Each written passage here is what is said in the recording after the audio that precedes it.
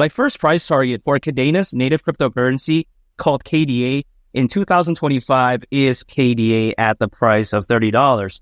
And of course, this isn't financial advice nor a guarantee, but why do I think so? I think it's going to come down to the fact that Kadena, it's a very underrated layer 1 blockchain. You got to think about how it's highly decentralized, it's secure, it's scalable, and also on top of that, it's been able to facilitate over 100 million transactions, and it even has over 8 major partnerships already, which I think is very impressive, especially when I consider the relatively young age of something like Kadena. Furthermore, we have to take into consideration how Kadena, it actually has an amazing team. I mean, for instance, right, we take a look at a member of the Kadena advisory team. It's a person by the name of Dr. Stuart Haber. Now, you may be thinking, oh, wow, is this guy, part of Stuart Little, the movie? Absolutely not. Dr. Stuart Haber, as a matter of fact, is the co-inventor of blockchain. And just let that sink in, right? God, that's ridiculous if you ask me. The fact that Kadena has the co-inventor of blockchain as part of their advisory team, that's ridiculous. And of course, I'm not talking about Britney Spears. That's for a different video. I'm talking about the real deal here. Kadena is that amazing. Do you think that Dr. Stuart Haber is going to attach himself to a project that he thinks is caca or trash?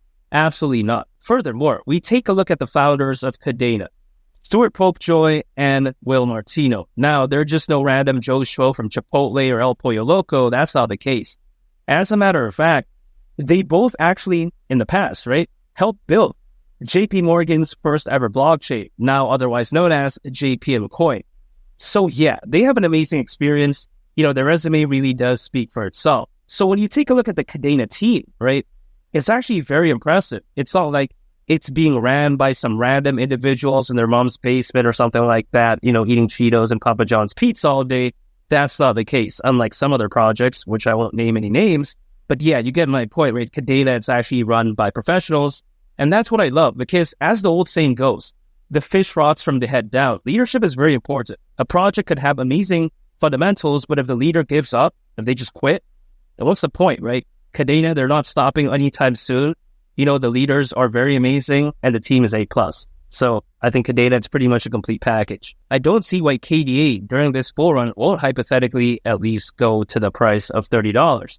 And now, my second price target for KDA is KDA at the price of $40, which some people, they don't think this is possible, but I actually do, because if KDA were to go to the price of $40, considering its current circulating supply, at that point, market cap would be around $10.986 billion.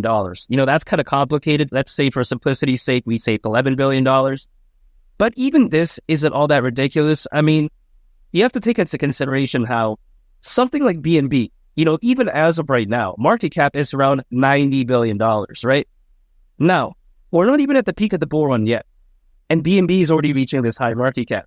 You have to take into consideration how, according to Crypto.com research, just last year, right, slightly over 2% of the crypto hacks that happened actually occurred on the BNB smart chain ecosystem. Now, slightly over 2%, that doesn't sound so bad, I think, to some people's eyes, right? Or some people's ears, I should say. But it's actually not that good, because when you consider just how massive, right? That's what she said, the crypto space is overall, slightly over 2%, that's actually kind of a lot. That's very unacceptable. You don't see any of that type of nonsense going on with Kadena at all. Kadena doesn't suffer from security issues. And also on top of that, we take into consideration how even SHIB, right, the main token of the Shiba Inu ecosystem, one point reached 40 billion market cap approximately. Dogecoin, even back in 2021, was around 88 billion market cap. So around $11 billion in the grand scheme of things isn't that much. Even compared to the all-time highs of some meme coins in terms of market cap, it's way lower. It's even way lower right now than something like BNB, so I don't think this is unrealistic. And my final price target for KDA in 2025 is KDA at the price of $50, which I'm standing by the way, because if you've been watching my videos for quite a while now, you'll know that this is actually my most bullish case price target scenario. And the reason for that is because currently, according to Crypto.com research, nearly 600 million crypto owners as we speak, nearly double the amount when compared to the peak of the 2021 bull run. So just let that sink in, right? 2021 bull run that year, I think we can all agree was amazing. But now with this many new crypto owners, it could look even more fantastic. Also on top of that, more enterprise adoption than ever before, more institutional investors than ever before. I mean, really, the sky's the limit during the peak of this altcoin season, in my opinion. I do believe that when you have an altcoin season potentially being this, insane, I don't see why KDA won't go along with the ride, especially when I consider just how special Kadena is, and potentially have KDA go to the price of $50. I really don't see why not. However, as to how soon this will happen, typically the peak of the altcoin season is anywhere between 6 to 18 months after a Bitcoin halving event. Bitcoin halving event did happen last month in April, so 6 months from April, that would of course be October of this year, best case scenario. Worst case, October of next year, 2025. Again, right, 18 months from April.